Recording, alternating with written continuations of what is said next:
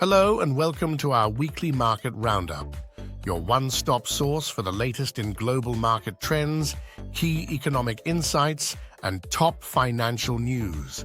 I'm your host, Daniel, bringing you the highlights and the happenings from around the world. Let's dive into the numbers and stories that moved the markets last week.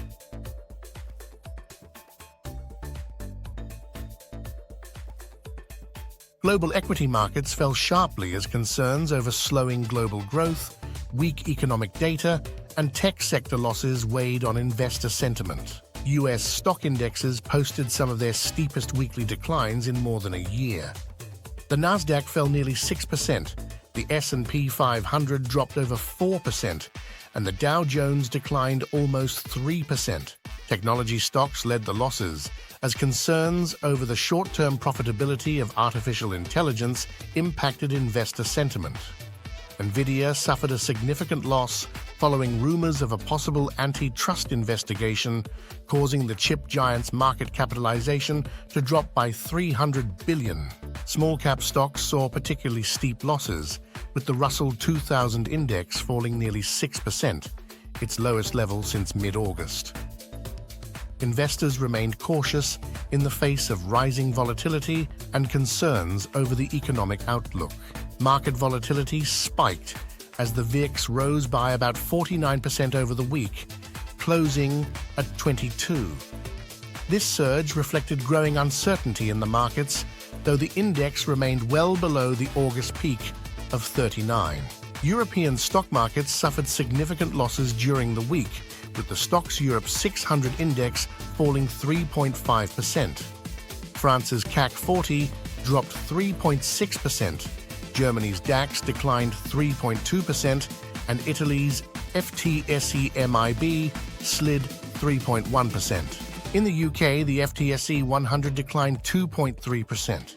Japan's stock markets suffered significant losses, with the Nikkei 225 down 5.8%, and the TOPIX down 4.2%. Chinese equities declined as weak corporate earnings and economic data continued to dampen sentiment. Both the Shanghai Composite and the CSI 300 lost 2.7%. The yen strengthened last week after a volatile start of the week. The pound and the euro closed the week almost flat. Oil prices dropped sharply, falling by nearly 8% to their lowest level in 14 months at around 68 per barrel, as demand concerns in the US and China weighed on prices. Gold prices remained stable throughout the week, as investors sought safe haven assets amid market volatility. The US economy added 142,000 jobs in August, below expectations of 160,000, and previous month's estimates were revised down by a combined 86,000 jobs. This raised concerns about the strength of the labor market as the Federal Reserve's mid-September meeting approached. U.S. Treasury yields dropped sharply, with the 10-year yield falling to 3.72%, its lowest since June 2023, as expectations grew for a rate cut at the Federal Reserve's upcoming meeting. European central bank policymakers indicated that a rate cut is likely in September due to the ongoing disinflationary trend and sluggish growth. However, opinions remain mixed on further cuts given persistent inflation in the services sector. In Germany, manufacturing orders rose by 2.9% in July, largely driven by transportation equipment orders. However, industrial production fell sharply, down 2.4%, highlighting ongoing weaknesses in the country's industrial sector.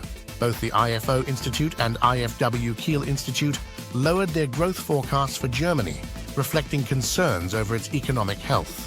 The UK manufacturing PMI came in weaker than expected, indicating contraction in the sector, which raised concerns about industrial output.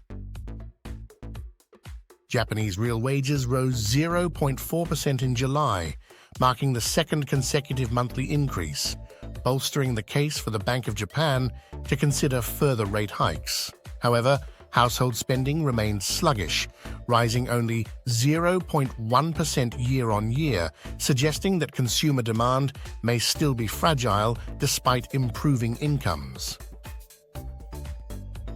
China's manufacturing PMI fell to 49.1 in August, continuing its contractionary trend.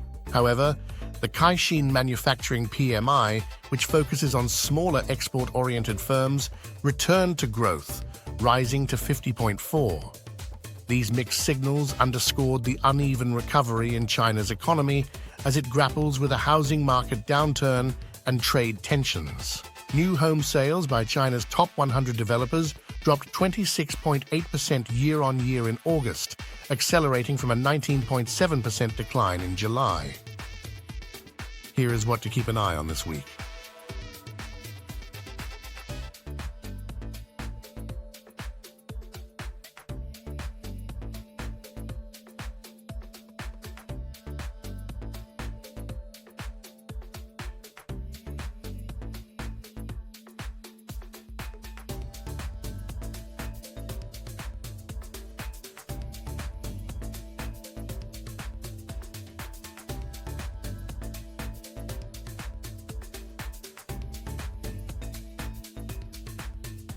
That's a wrap for this week's Market Roundup.